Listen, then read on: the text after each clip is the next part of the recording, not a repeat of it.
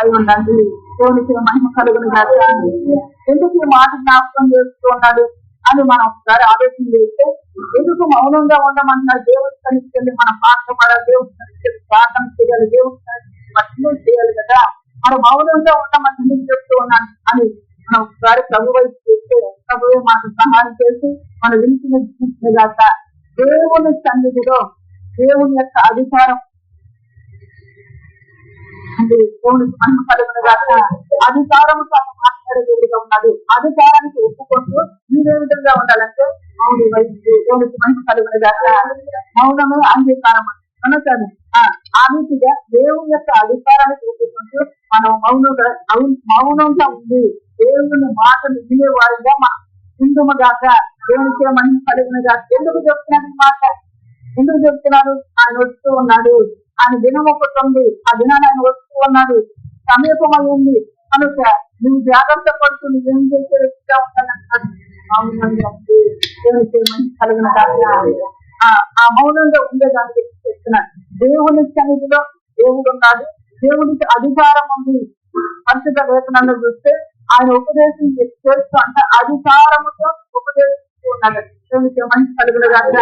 అధికారంతో ఉపదేశం చేస్తూ ఉన్నాడు కనుక నీవు మౌనముగా దేవుని మాటను ఆలోచించే రీతిగా మన మనసును సిద్ధపరచుకోవాలి. దేని కొరకు చెప్తున్నాడు ఈ మాట? దేని కొరకు చెప్తున్నాడు? ఒక దినం వస్తుంది, ప్రభు దినం, అది సమీపమైంది. దాని కొరకు నువ్వు సిద్ధపరుస్తూ చెప్తున్నా. దాని కొరకు మనల్ని సిద్ధపరుస్తూ, నన్ను సిద్ధపరుస్తూ, నిన్ను సిద్ధపరుస్తూ ఉన్నాడు. మనం ఆయన సన్నిధిలో భక్తుడైన అబద్ధకు చెప్తూ ఉంటాడు, భక్తుడైన జపన్ను చెప్తూ ఉన్నాడు, ప్రాసైన మరి సకర్య కూడా అదే మాట చెప్తూ ఉన్నాడు. ఈరోజు మన జీవితంతో ప్రభు మాట్లాడుతున్నాడు. అధికారంతో ఆయన మాటలు వినడానికి మనం అధికారం ఎదుర్కొని మన సిద్ధంగా ఉంటే మౌనంగా ఉంటుంది. లోకమున ఒక అధికారం ఎదుర్కొని అధికారం చెప్పే మాట వినడానికి మనం మౌనంగా ఉండేవారిగా. అదే సమయంలో దేవుని యొక్క వాక్యం సెలవిస్తూ ఉంటుంది. సకల జనులారా, లోకాన్ని వాసులారా, ప్రజలారా, మీరు అందరూ కూడా అందరికీ చెప్తున్నారు. ఒకరికి కాదు, లోక నివాసులందరూ సకల జనులకు కూడా అదే మాట చెప్తూ ఉన్నట్టుగా పరిశుద్ధ సెలవిస్తుంది. ఇప్పుడు ఆయన మా కృపతో మన కొరకు మహామహిమను ఇచ్చి విలోకానికి విడిపెట్టిన దేవుడిగా ఉన్నాడు. అదే దేవుడు మరణ ఏ రీతిగా రాబోతూ ఉన్నాడంటే ఆయన యోగా గోత్రపు సముద్రాన్ని రాబోతున్నాడని పరిశుద్ధ సెలవిస్తుంది. కనుక వచ్చేదాని కొరకు నువ్వు దేవుని కొరకు కనిపెట్టుకుంటూ నిన్ను నువ్వు సిద్ధపడుతూ దేవుడు సెలవిచ్చిన మాట ప్రకారం మనము ఆయనకి లోబడి వచ్చే వారిగా ప్రభుని మీరందరూ ఇష్టపడతారు. ఆ మహిమా ప్రభావాన్ని అనుభవించడానికి మనం ఏం కావాలని చూస్తున్నాడంటే మౌనంగా ఉండాలి. దేవునికి మహిమ కలుగును గాక. దేవుని సన్నిధిలో ఉన్న మహిమా ప్రభావాలు అనుభవించాలి అంటే మనము మౌనమై దేవునికి మహిమ కలుగును గాక. అలా జ్ఞాపకం చేస్తున్న అధికారం ఉంది, తర్వాత మహిమా ప్రభావాలు ఆయన సన్నిధిలో ఉంది. ఇవి మనం పొందాలి అంటే ఆ దినం కొరకు మనం సిద్ధపడాలి కనుక మనం పొందాలి అంటే మనం ఈ విధంగా ఉండాలి, మౌనంగా ఉండాలి. ఎవరు చెప్తున్నాడు ఈ మాట? ఎవరు చెప్తున్నాడు? మన విధంగా వచ్చినాడు హబక్కూకు గ్రంథం 2వ అధ్యాయము 20వ వచనం. అయితే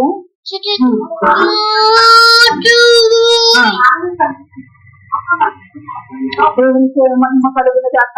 లోకమంతా కూడా దేవునికి మహిమ కలుగుగాక. ఆ తర్వాత గమనించినప్పుడు మరి జకర్యా గ్రంథం 2వ అధ్యాయం 13వ వచనం. సకల జనులారా అంటున్నారు. లోకమంతా సకల జనులారా, యెహోవా తన పరిశుద్ధ ఆయన నివాసము తీసుకొస్తున్నాడు. ఆయన సన్నిధిని మౌనులయుండు. దేవునికి మహిమ కలుగుగాక. ఆ తర్వాత జకర్యా గ్రంథంలో చెప్తూ ఉన్నాడు. మరి జకర్యా గ్రంథంలో ఏమని చెప్తూ ఉన్నాడంటే మరి ప్రతిష్ఠించబడిన వాళ్ళరా మీరు ఆయన సన్నిధిలో ఏ విధంగా ఉండాలంటే మౌనంగా ఉండు. దేవునికి మహిమ కలుగుగాక. ఎందుకు ఈ మాట చెప్తూ ఉన్నాడు? అందులో ఆయన అధికారంతో కూడిన మాటలు ఆయన మనకు వినిపించేయాలి అంటే మనం ఏ రీతిగా ఉండాలంటే దేవుడు ఏం చెప్తాడు అనే రీతిగా మనం ఆయన వైపు మనం అవునంగా ప్రభు ఇచ్చేవారుగా ఉండాలి. ఆ తర్వాత గమనించినప్పుడు దేవుని సన్నిధిలో ఉన్న మహిమ ప్రభావాలను మనం అనుభవించాలి అంటే దేవుని యొక్క సత్యాన్ని మనం జరగాలి అంటే మనం ఏ విధంగా ఉండాలి? మౌనంగా ఉండాలి. ఎందుకు చెప్తూ ఉన్నాడు ఈ మాట? దేవుని యొక్క వాక్యం ద్వారా ప్రభు మనతో మాట్లాడుతూ గత కొన్ని దినాల ముందు మన జీవితంలో సంఘంలో మనం ఎట్టుకున్నామంటే మనం అందరం మాట్లాడే వారిగా ఉంది. అయితే ఆ మాటలన్నీ ఆపేసి దేవుని మాటను ఆలోచించడానికి ఎప్పుడైతే మన మనసు పెట్టామో దేవుడు అప్పుడు ఏం వచ్చాడు?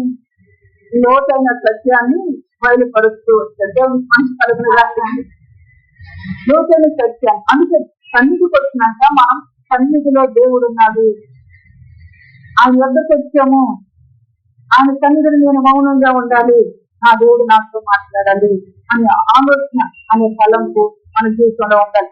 ఉన్నప్పుడు దేవుడు ఏం చేస్తున్నాడంటే రాబోతున్న కీడు నుంచి, రాబోతున్న ఉగ్రత నుంచి నేను సత్యించడానికి దేవుడు ఒక మార్గాన్ని ఉన్నాడు. దేవుడు తన యొక్క సత్యమైన మార్గాన్ని నీకు చూపిస్తున్నాడు. ఆ మార్గంలో నువ్వు ఎదగటానికి నీ మనసును సిద్ధపరుచుకుని జాగ్రత్తగా దేవుని సన్నిధిలో ఏ వ్యక్తి వచ్చినా ఆ వ్యక్తి ఎట్లా ఉండాలంటే మౌనముగా ఉండేది, మౌనంగా ఉంటే సమయం ఆయనకి, జీవన ఆయనకి, హృదయాన్ని ఆయనకి, ఆయన చెప్పే మాట ఆలోచించడానికి నీ మనసును పెట్టుకో. అప్పుడు దేవుడు నిన్ను బలపరుస్తూ ఉంటాడు. అప్పుడు దేవుడు నీకు మార్గం సిద్ధపరుస్తూ ఉంటాడు. తన మహిమ ప్రభావాలతో మనం నింపుతూ ఉంటాడు. ఎందుకు అనగా పరిశుద్ధ లేఖనాలు మనం చూసినప్పుడు సంఘము మహిమ ప్రభావాలతో నిండాలి. ఆ రీతిగా మనం నిండాలి అంటే మనం ఏ విధంగా ఉండాలో భక్తుల ద్వారా, భక్తుల ద్వారా దేవుడు ప్రవచింపులు ఇస్తూ వచ్చాడు. దేవునికి మహిమ కలిగినగా మౌనంగా ఉన్నామని చెప్తున్నాడు. ఆ తర్వాత ఆ మౌనంగా ఎందుకు ఉండమన్నాడు అంటే మళ్ళా అదే దినం గురించి యెషయా భక్తుడు మాట్లాడుతూ వచ్చాడు. చూడండి యెషయా గ్రంథం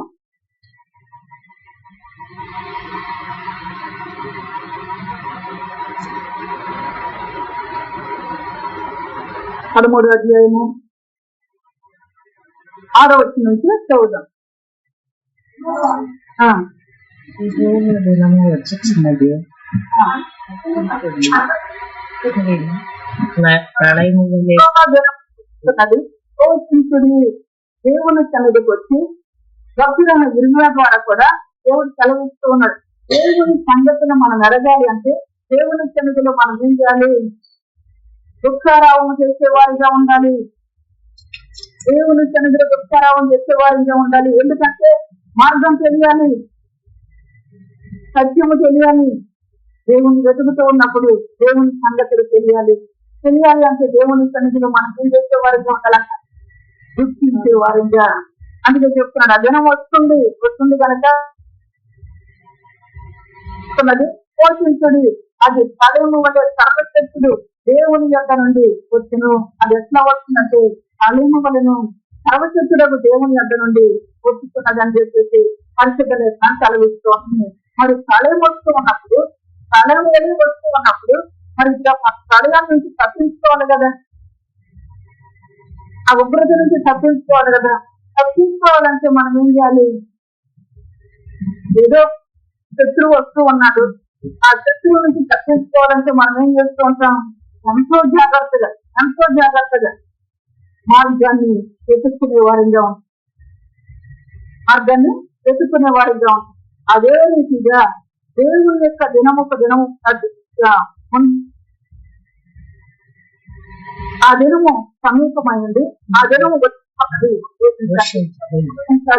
అనగా మార్గం మార్గం తెలియపరచబడటానికి, నీతియుక్తమైన మార్గం మనకు తెలియపరచబడటానికి దేవుడితో మనసు కలుగుతుంది. అందుకొరకు దేవుని సన్నిధిలో మనము ప్రలాపించే వారిగా, దేవుని సన్నిధిలో గుర్తించే వారిగా ఉండాలి. తర్వాత గమనించినప్పుడు 7వ వచనం, అందుచేత బాగులన్నీ మగును. ఆయన దినము వస్తూ ఉంది కనుక బాగులన్నీ దుర్బలమవుతుంది, బలములను పట్టుకోవటం. ఇప్పటి వరకు మనం అనుకుంటున్నాం, నాకు బలం ఉంది, నాకు తెలుస్తుంది, నేను ఏ విధంగానైనా చేయగలను. ఆ రోజు ఏమైపోతుందంటే దుర్బలమైపోతుంది, బలము చాలా లేదు. కనుక మనకు దేవుని యొక్క లేఖనాల్లో చూస్తే భక్తుడైన దావీదు మహారాజు అంటాడు, నా చేతులను బలపరుచయ్యా, ఇది బలం కలిగిన చేయి కావాలి.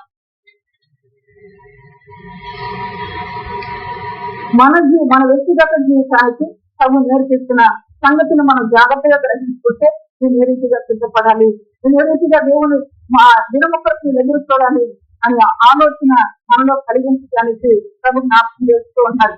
ఆ బాహువులని కూడా దుర్బలమగును, ప్రతి వారి గుండె కరిగిపోవును. ఏమవుతున్నట్టు ఆ దినాన్ని బట్టి ప్రతి వారి గుండె కరిగిపోతూ ఉంది. ఇబ్బందికరమైన పరిస్థితి వస్తుంది. ఆ ఇబ్బందికరమైన పరిస్థితిని ఎట్లా తప్పించుకోవాలి? గుండె ఏమవుతుంది? కరిగిపోతూ ఉంటుంది. కాబట్టి ఇప్పుడు ఈ దినమును బట్టి కూడా గుండెలు ఏమవుతుందంట? కరిగిపోతూ ఉన్నాయి. కనుక దేవుని సన్నిధికి వచ్చి నువ్వు మౌనముగా ఉంటే దేవుని సన్నిధిలో ఉన్న మహిమ ప్రభావాలను, దేవుని సన్నిధిలో ఉన్న జ్ఞాన ఘనతలను దేవుడు మనకు అనుగ్రహించే దేవుడిగా ఉంటాడు. దేవుడు మనకు సహాయం చేసి రక్షకుడ దేవుని నీతిని మనం వెతుకుతూ ఆయన సత్యాన్ని మనం వెతికేటట్టుగా ఆయన మనల్ని బలపరుస్తూ ఉంటాడు. కనుక నేర్చుకునే విధంగా దేవుడు నేర్చుకునే విధంగా మన జీవితం ఉండాలి. తర్వాత అంటూ ఉన్నాడు, ప్రతి వాని గుండె కరిగిపోవును, జనులు విభ్రాంతి నొందెదరు. జనులందరూ కూడా ఏమవుతారంట? విభ్రాంతి నొందెదరు. విభ్రాంతి నొందక ముందు నువ్వు మౌనమై నువ్వు జాగ్రత్తగా ఉంటూ ఆయన మాటను ఆలోచించి ఆయన నువ్వు సిద్ధపరుస్తున్నాడు. సిద్ధపడి నోవహు దినాల్లో జల ప్రళయం వచ్చినందు జల వర్షం ప్రారంభమైంది. రోజు రోజుకి ఎక్కువైపోతుంది, ఫలం ఎక్కువైపోతుంది, వర్షం ఎక్కువైపోతుంది. ఇప్పుడు ఆ ప్రజల యొక్క మనసులు ఏమైపోతున్నాయి? విభ్రాంతి నుండి ఉన్నాయి, గుండెలు కరిగిపోతూ ఉన్నాయి. అయితే దేవుడు జ్ఞాపకం చేసుకున్నాడు. సమస్యలు ద్వారా చెప్పిన మాటలను మనకు జ్ఞాపకం చేసుకున్నాడు. మనము జాగ్రత్త పడటానికి దినం ఒక దినం ఉంది, అది సమీపమైంది. ఆ దినం వచ్చి ఉన్నది కనుక నువ్వు సిద్ధపడాలి. ఎందుకు ఆ దినం పరిస్థితులు ఎట్లా ఉంటుంది? గుండెలు కరిగిపోయే పరిస్థితి, బాహుబలము దుర్బలమైపోయే పరిస్థితులు,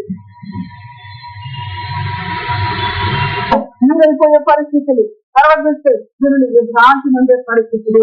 ఇటువంటి పరిస్థితులు ఉన్నాయి కనుక వీళ్ళు నాశనం చేసి జాగ్రత్త చేసి దేవునికి మంచి కలుగులు చేస్తాను.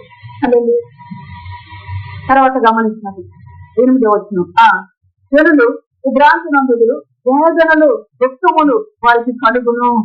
తత్వ వేదన పడుగాని వల్ల వారు వేదన పడుగురు. అయితే విభ్రాంతి నందే వారిగా ఉన్నారు. వేదనలు దుఃఖములు వారికి కలుగును. వారు వేదన పడే వారిగా ఉన్నారు. వేదన పడకోకుండా, దుఃఖ పడకోకుండా నువ్వు ప్రభు కొరకు సిద్ధమై ఆయన కొరకు సంతోషంగా ఎదురు చూసేటట్టుగా దేవుడు మనకి సహాయం చేయాలని, దేవుని యొక్క సత్యాన్ని మనం తెలుసుకొని మహిమా ప్రభావాలతో మనం నింపబడాలని దేవుడు ముందుగా ఏం చేస్తున్నాడు? ఆ దినం గురించి కూడా చెప్తూ ఉన్నాడు. ఆ దినం ఎటువంటిది? ఆ దినములో ఏం జరగబోతూ ఉంది కనుక ఆ పరిస్థితుల నుంచి నేను ఎట్లా తప్పించుకునే మార్గము కూడా ఆయన చూపించగలిగిన దేవుడు. దేవునికి మహిమ కలిగిన దాకా తప్పించే దేవుడు కనుక మనం ఆయన ప్రేమిస్తూ ఆ నామాన్ని గణపరుస్తూ ఆయనకు లోబడి ఆ సత్యానికి విజేత చూపిస్తూ దేవుని అందరి విశ్వాసం ఉంచి ఆయన మాటను ఆలపించే వారిగా మన ముందుము గాక. అక్కడగా గమనించినప్పుడు ఒకరికొకరు చేరుకు చూపుడు. అయితే ఈ పరిస్థితిని బట్టి అంట ఏం చేయాలి?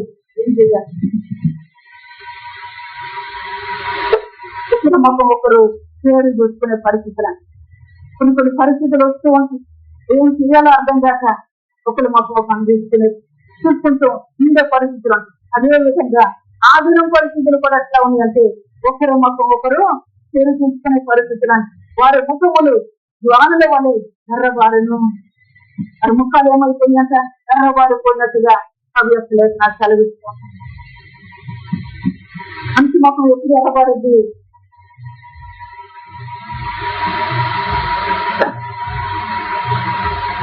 బాగా టెన్షన్ పడేటప్పుడు ముఖాలు ఎర్రబారిపోయేగా ఉంటాను. కనుక ఇక్కడ గమనించినప్పుడు అటువంటి దినం వస్తూ ఉన్నది. అది ప్రభు దినము కనుక ఆ దినము కొరకు మీరు సిద్ధపరచడానికి చెప్తూ ఉన్నాడు. భక్తులైన ఆ ప్రవక్త అయిన హబక్కూకు ద్వారా అదే మాట చెప్తూ వచ్చాడు. జఫన్య ద్వారా అదే మాట చెప్తూ ఉన్నాడు. జకర్య ద్వారా అదే మాట చెప్తూ ఉన్నాడు. దేవునికి మహిమ కలుగునుగా. ఆయన మనం జాగ్రత్త చేసే విడిచిపెట్టే దేవుడు కాదు. ఆయన వద్దకు వచ్చిన వారిని ఆయన విడిచిపెట్టే దేవుడు కాదు. జాగ్రత్త చెప్తూ ఉన్నాడు, జాగ్రత్త చెప్తూ ఉన్నాడు. జాగ్రత్త కలిగి బ్రతికే వారిగా ఉన్నాం. దేవునికి మహిమ కలుగునుగా.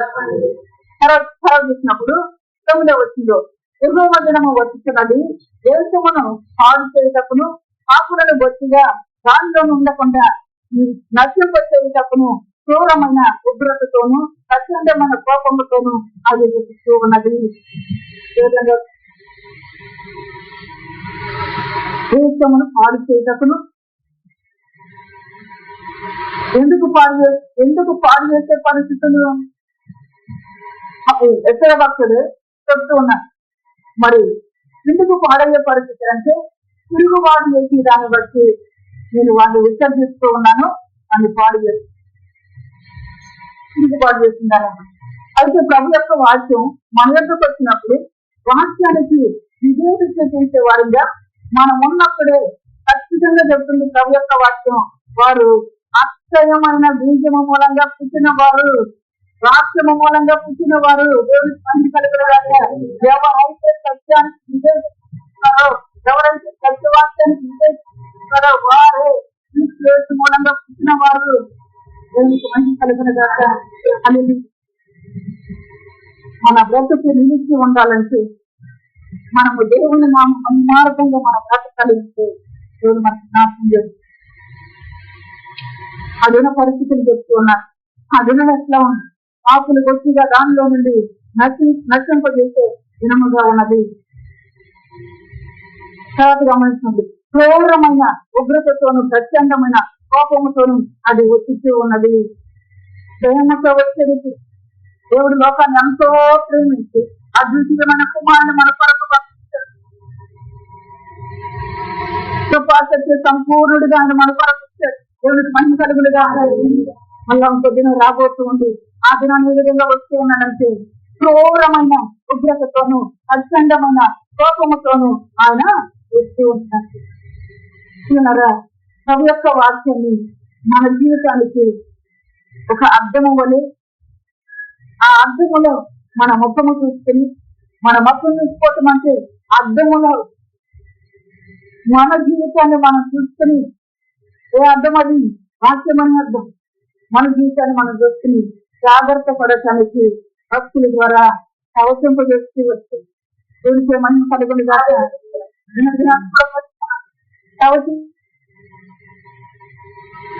ప్రవచనాలు వ్యర్థమని అంటే వ్యర్థంగా ప్రవచనాలు నెరవేర్చబడుతూ వచ్చింది. అదే సంగతి మళ్ళా జ్ఞాపకం చేస్తున్నారు. ప్రవచనాలు నెరవేర్చబడే దినాన్ని దేవుడికి మహిమ కలుగునుగాక.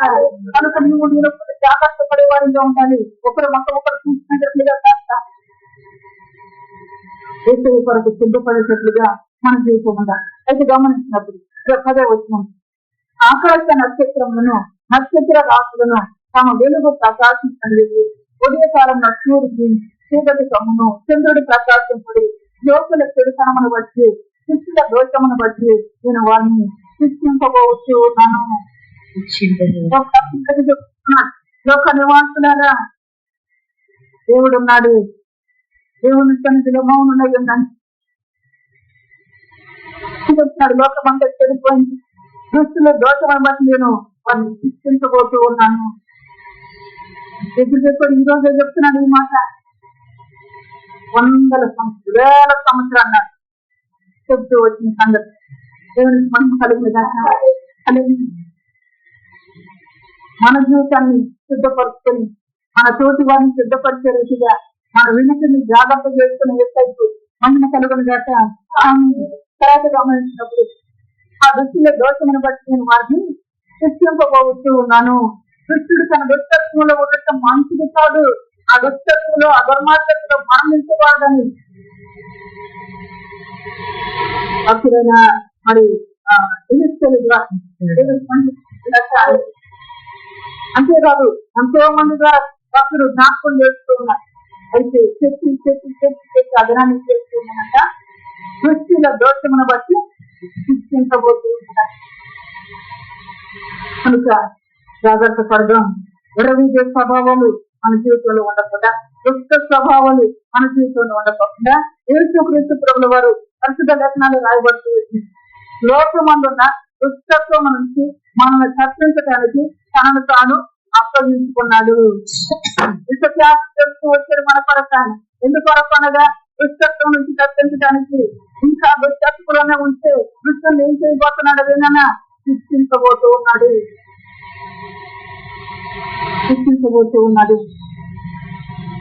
నేను అనుకోవచ్చు నాలో దుష్టత్వం లేదు. దేవుని యొక్క వాక్యం చెప్తుంది, ఆయన నేత్రాలు అగ్ని ద్వారా నేత్రాలు. దేవునికి మహిమ కలిగిన గారు. పరిశుద్ధాత్మ దేవుడు మనతో మాట్లాడి, పరిశుద్ధాత్మ దేవుడు మనం హెచ్చరిక చేస్తూ ఉన్నప్పుడు నా జీవితాన్ని నేను ప్రభు తట్టు చూపించినట్లుగా నా బ్రతుకున్నాను. దేవుని యొక్క లేఖనాలు విసుకుని మీరు తిరుగుతురా, నా పెద్ద తిరగండి, నా పెద్ద తిరిగితే మీకేంటి క్షేమము, అప్పుడు నేను మీ పెద్ద తిరుగుతాను, మీకు క్షేమము కలుగుతుంది కనుక ప్రభు దినం గురించి చెప్తూ ఉన్నాడు. ఆ దినము కొరకు మనం అందరం కూడా ఆయన సన్నిధిలో మౌనులై సకల జనులారా, ఇక్కడ కూర్చున్న వారితోనే కాదు, దశ దూరాన్ని వారితోనే కాదు, సకల జనులతో లోకమంతటితో కూడా ఆయన చెబుతూ ఉన్నాడు. దాని టీవీల ద్వారా, లేకపోతే యూట్యూబ్ల ద్వారా, మరి బహిరంగ సభల ద్వారా ఎందుకు చర్చిస్తూ ఉన్నానంటే లోకమంతటికి తెలియాలి, లోకమంతటికి తెలియాలి ఏం జరగబోతూ ఉందో, ఆ దినం ఎదుటిగా రాబోతూ ఉందో, ఆ దినం ఎట్లా ఉండబోతూ ఉందో. ఈ రోజైతే కృపాశక్తి సంపూర్ణంగా మన పరపించగలిగిన మన కృపా బాహుల్యము చొప్పున, మన వాత్సల్యత చొప్పున మన మీద ఒక నిమిషము కోపించిన మళ్ళా తిరిగి గొప్ప వాత్సల్యముకి సమకూడించుకుంటున్నా. దేవునికి మహిమ కలిగిన కలిగి ఆ దినాన్ని తప్పించేవారు కనుక ఆ దినము రాకముందు మనమైనా సిద్ధం చేసుకున్నారు. దేవుడికి మహిమ కలిగిన గత హల్లెలూయా. తర్వాత అహంకారుల అతిశయమును మాన్పించదను, బలాత్కారుల గర్వమును అణిచివేయుదును. అహంకారుల అతిశయాన్ని మాన్పించివేస్తాను, బలాత్కారుల యొక్క గర్వాన్ని అణిచివేస్తాను. ఎప్పుడు ఇది అనగా దేవుని యొక్క దినం వస్తూ ఉంది. దానికంటే ముందుగానే మనం జాగ్రత్త చేసుకోవాలి. ఇక కీర్తన గ్రంథం చూడండి, కీర్తన గ్రంథం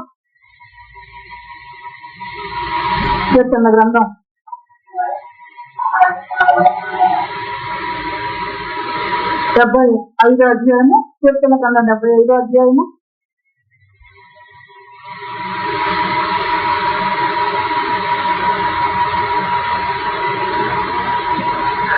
2వ వచనం నుంచి చదువుదాం.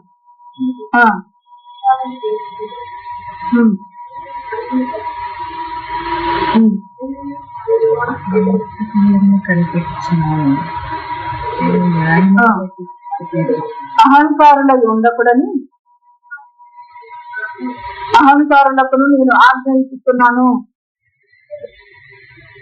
కొమ్ము ఎత్తకుడి, ఎత్తుగా కొమ్ము ఎత్తకుడి, కబురు పట్టిన మాట్లాడకుడి అని భక్తులకు నేను ఆజ్ఞాయిస్తూ ఉన్నాను.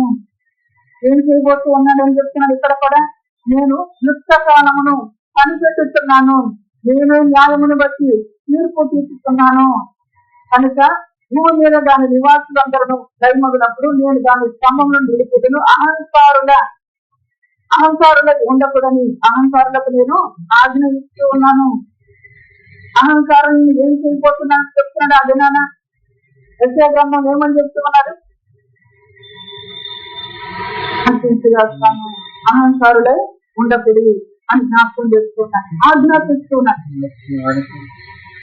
ఆజ్ఞను అతిక్రమించే వారిగా ఉండకూడదు.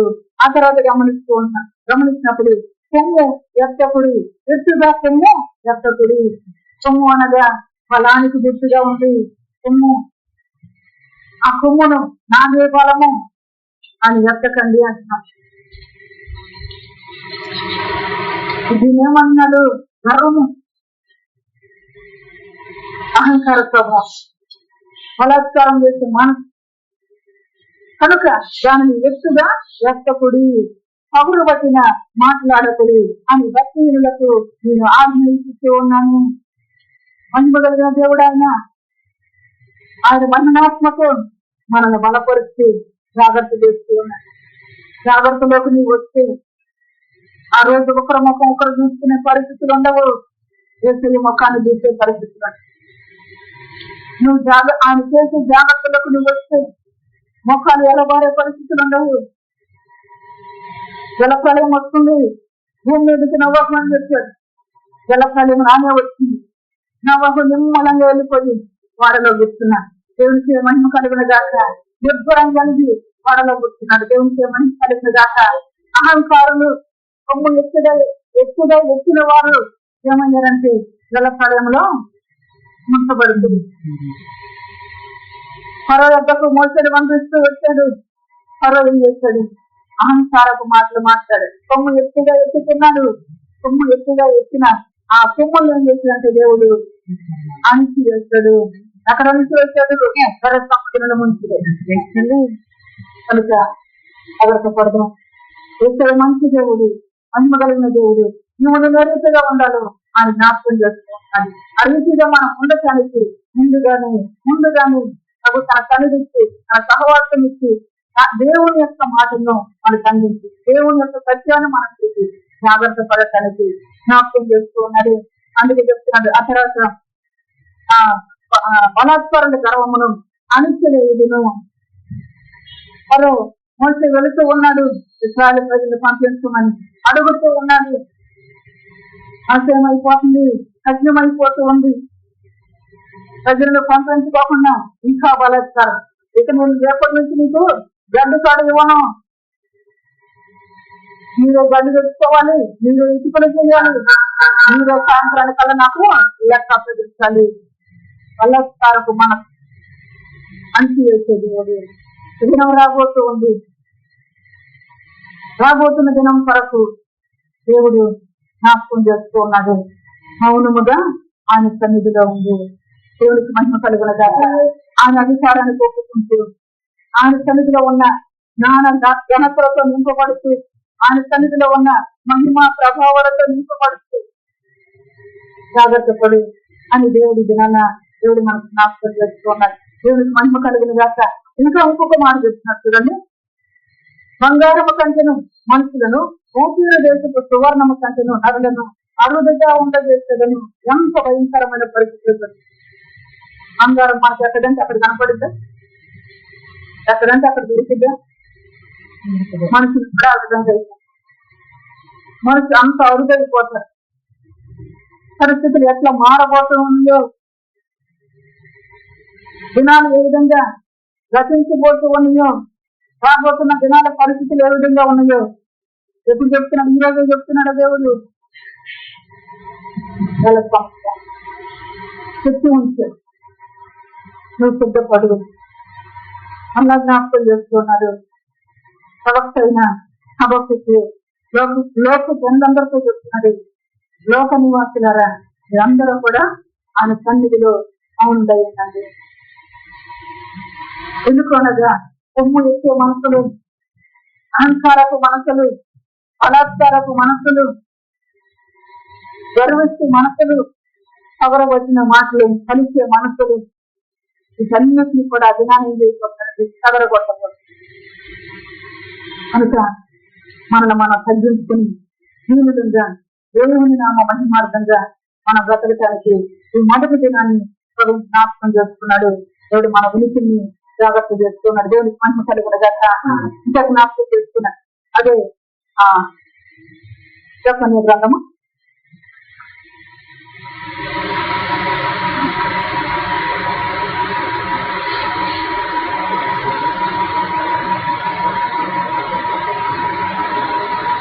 7వ వచనం మళ్ళీ చూస్తున్నాను. ప్రభువుని యెహోవా దినము సమీపమయ్యను. ఆ దినం గురించి తెలుసుకున్నాం. ఆ దినం కొరకు మనం ఎట్లా ఉండాలో జ్ఞాపకం చేస్తూ వచ్చాడు. తాను పిలిచిన వారిని ఆయన ప్రతిష్ఠించినాడు. యెహోవా సన్నిధిని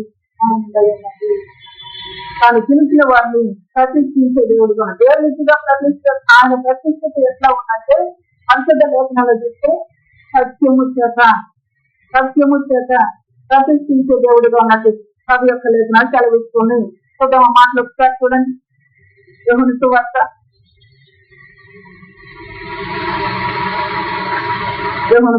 17 వచ్చింది.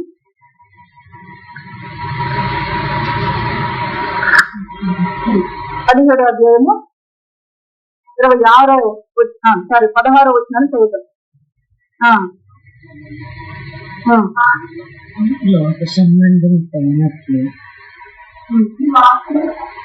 వాక్యము సత్యమందు నేను లోక సంబంధులు కానట్టుగా వారును లోక సంబంధులు కారు.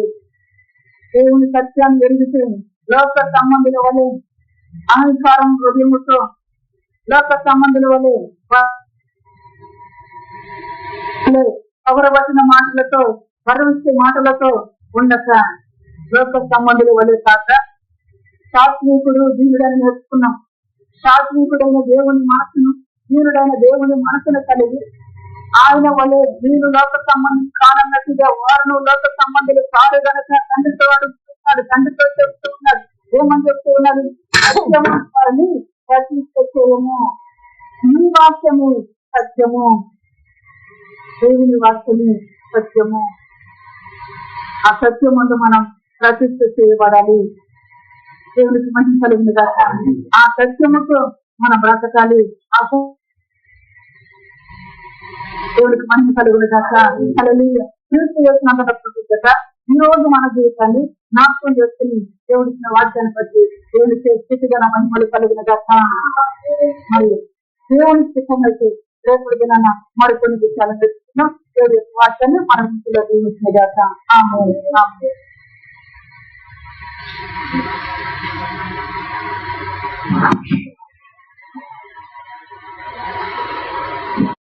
జ్ఞాపకం చేసి క్షేమస్థితిని కలిగి దేవుని సంతోషించగలిగితే మనం జాగ్రత్త చేస్తూ మనసు మాట్లాడదు మనసును సిద్ధపరచుకుందాం. సత్యం ద్వారా సత్యాన్ని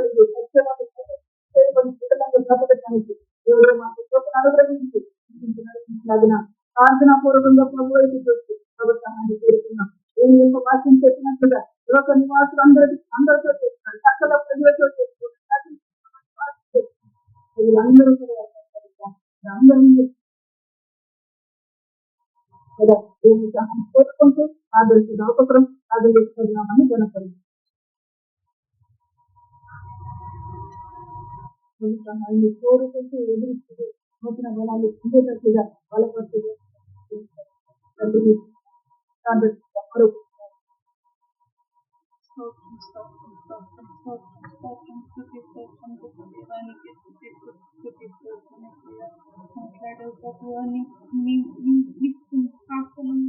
దగ్గర నుంచి వచ్చిన మాటలు తప్ప విని ఆలోచించి తండ్రి దేవ మనసు మార్చుకున్నటకు కృపను బట్టి నీకు వేలాది స్తుతులు స్తోత్రములు వేశాయా తండ్రి దేవ సహాయమే అందించావు ప్రభువ. నీ వాక గురించి చెప్పి తండ్రి నాయన నువ్వు సహాయమే అందించావు ప్రభువ. నీ సహాయాన్ని బట్టి సిద్ధపరుస్తున్నావు ప్రభువ. సిద్ధపరిచిన దేవానికి స్తోత్రము. పరిశుద్ధుడా నీ వాక్కు ప్రత్యక్షపరిచావు ప్రభువ. నీ వాక్కు ప్రత్యక్షపరిచి ప్రభువ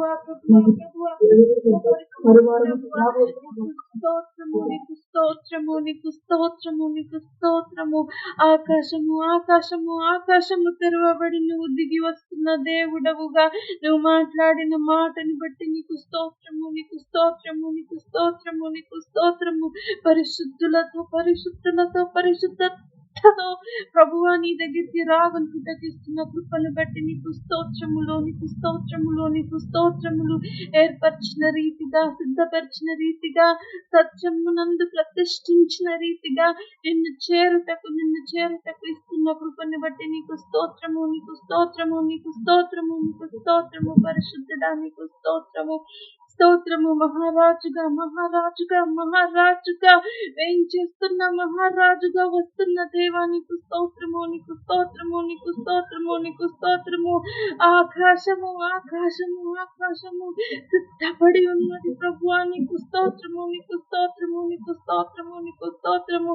రాబోతున్న యేసు క్రీస్తుకే మహిమ మహిమ మహిమ, ఘనత ఘనత ఘనత, స్తోత్రములు స్తోత్రములు స్తోత్రములు స్తోత్రములు.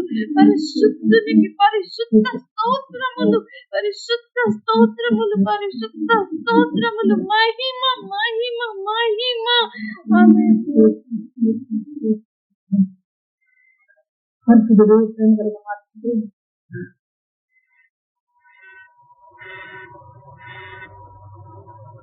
హాలెలూయా. ఎవరన్నా